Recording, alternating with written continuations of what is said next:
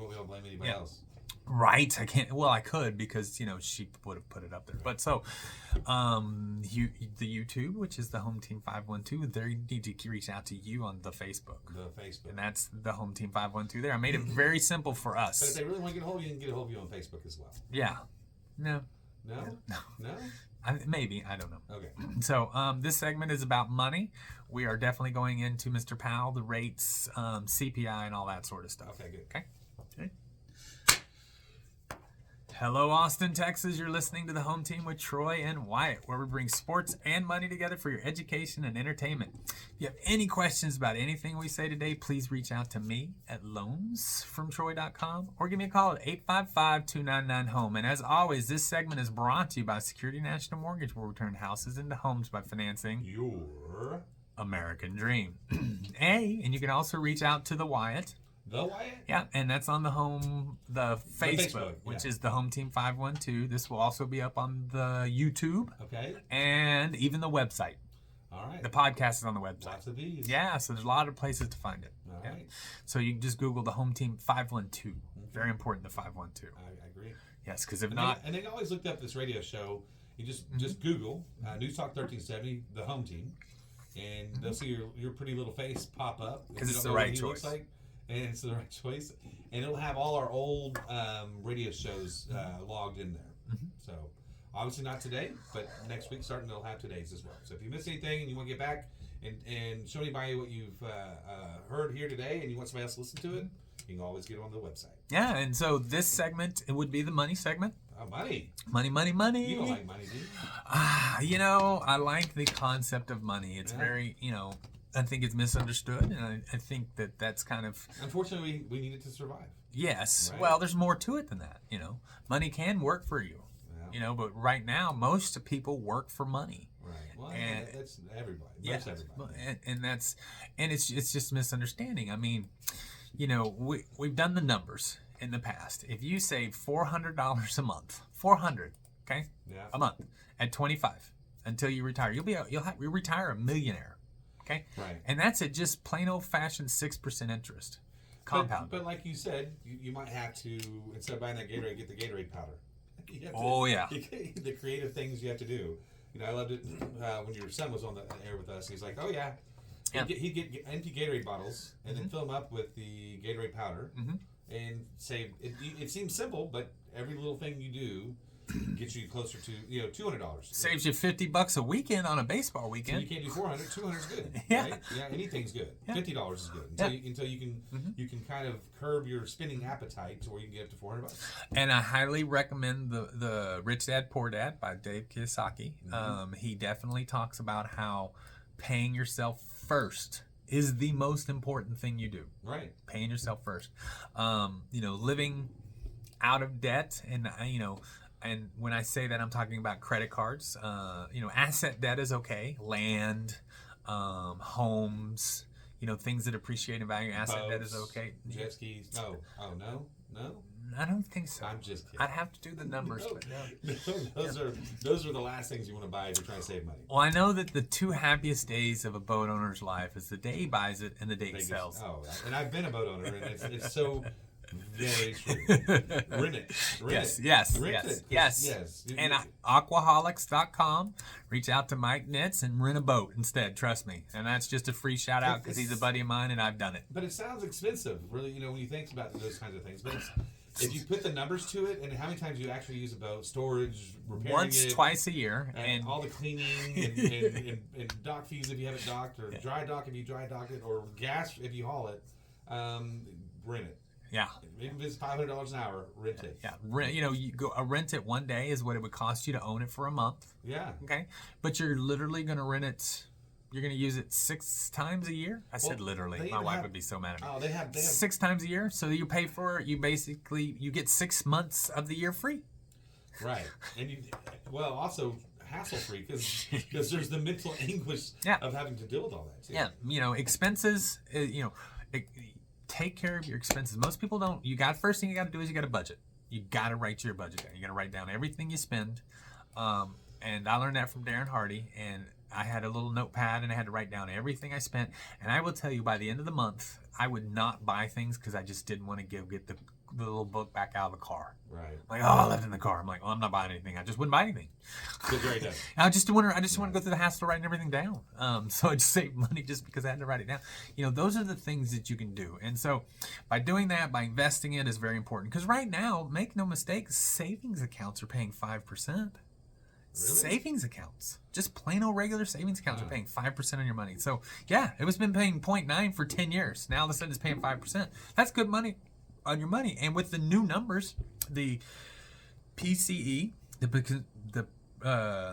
was the Producer Consumer Index, right? Came in, and it came in at 3% for the retail value, the headliner. Came in at 4.8% as the core, and the core is what they really manage. Right.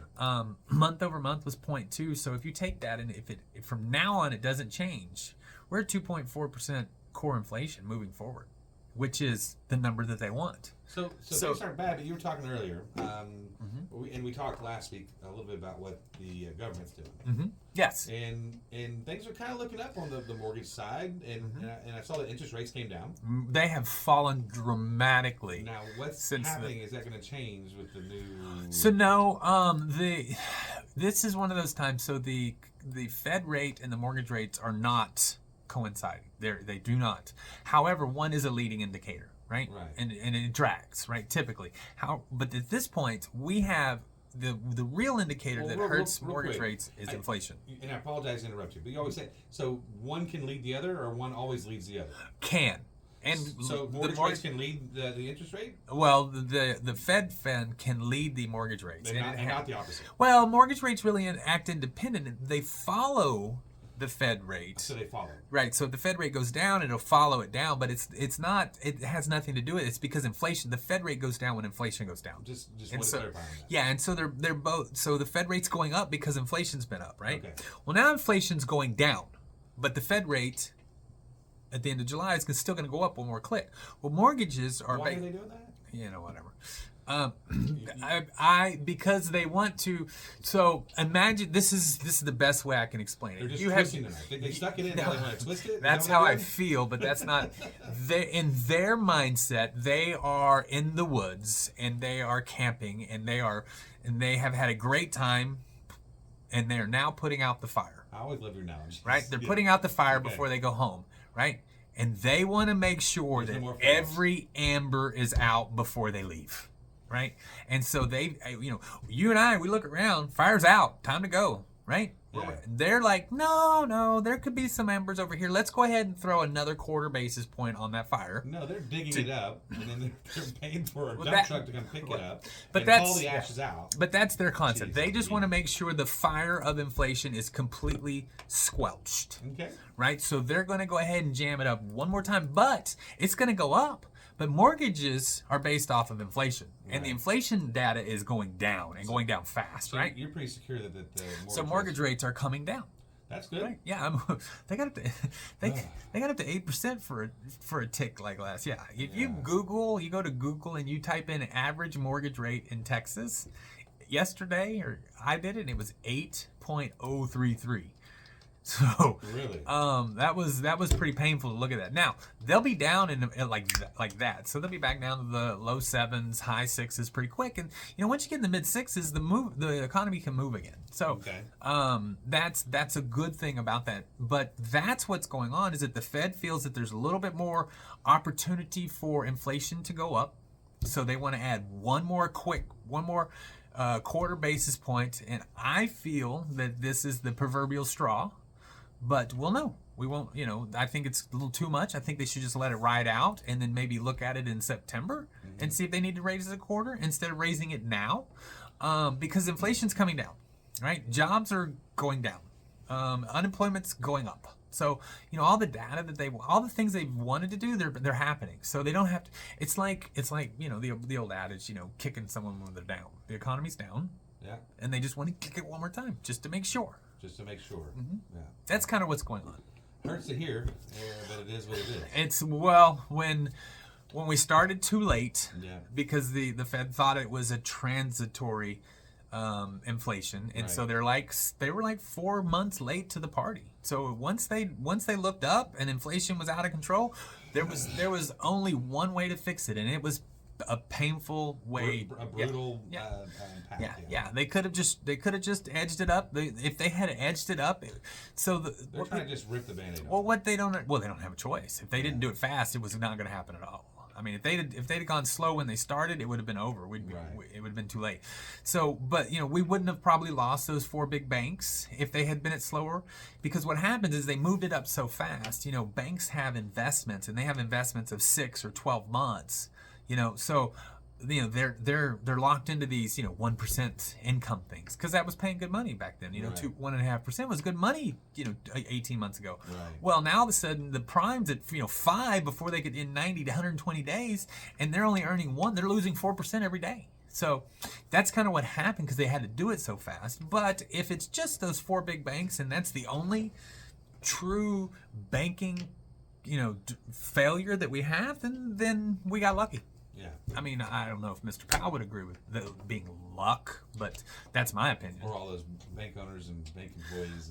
Well, there's a lot of bank owners. There's a lot of investors had money in those banks. Yeah, there's a lot of board of directors of banks that were very concerned 90 to 120 days And a ago. lot of those banks were IT investing, right? That's the ones that failed, Yeah. because the IT industry, which was overpaid Big or time. oversaturated, I guess is the Yeah. better way to say it, was the first to fall. Yeah.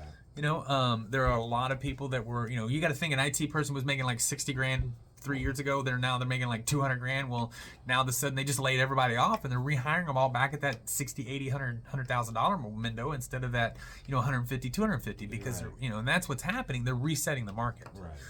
and that's just part of our economy. Yeah. And so that's why, no matter who you are, you should be living on a budget with a savings plan, so that when the economy does reset your industry, you are prepared to get through it. Right. And that's we've talked about it. Anyone that needs some help, please reach out to me, and I will do anything I can to help you understand how to save and how to generate and turn your money into money. You've been listening to Home Team with Troy and Wyatt. We hope you've enjoyed what you've heard. If you have any questions, please reach out to me at loansfromtroy.com or give me a call at 855-299-HOME. And as always, this segment is brought to you by Security National Mortgage, where we turn houses into homes by financing Your American Dream. See you in just a minute.